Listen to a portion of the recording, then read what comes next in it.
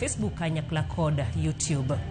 Jatend piny ochiko migao mar somo mondo chak chenro mar kete mbui chenro mage duto kaka yor kungo omenda mahew bilion 700 midhi mi migao no e budget mabiro. Chenro ni dhi ting'o nywako andika duto mag jopuonjre kod skunde, yore mag chudo e kind mamoko. Mae bendo yang ni en yor golo wach jopuonjre kod skunde manyawawa. Migao mar somo omedo dok ne pok omenda magichwalo e skunde mar siro jopuonjre magiwacho ni en achiel kuom pok mamalo e kind pinje. Country invests 28% of the budget in education. We are already above international standard by 8% and we are continuing to increase that.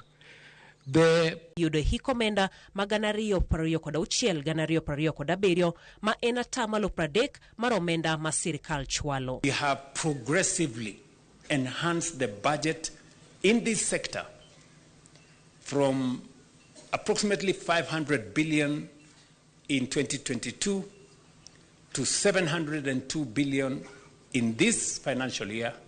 And things like that. Jatend migao mar somo osiemo jobod go ka ochopo ni kaunegi okang' mar chik ka gidhi ataro gi chike somo to onge kama gibiro ponde omiyo nyaka gilu chik. DU is appointed to the BOMs and we've worked with the members of parliament. They've agreed to support us so that there is nowhere to run.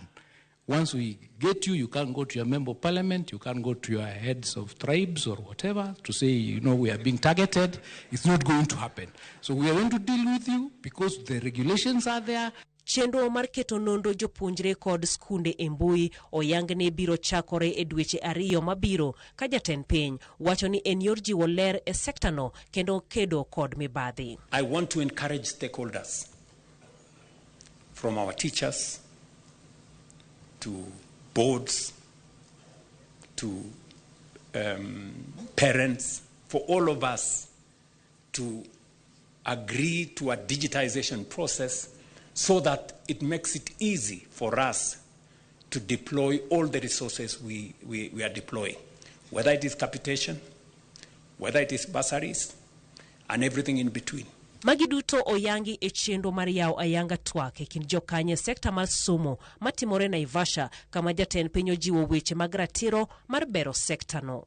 Integrity must be front and center in us delivering on education and making sure that we can account to the Kenyan public on the resources we are spending in education.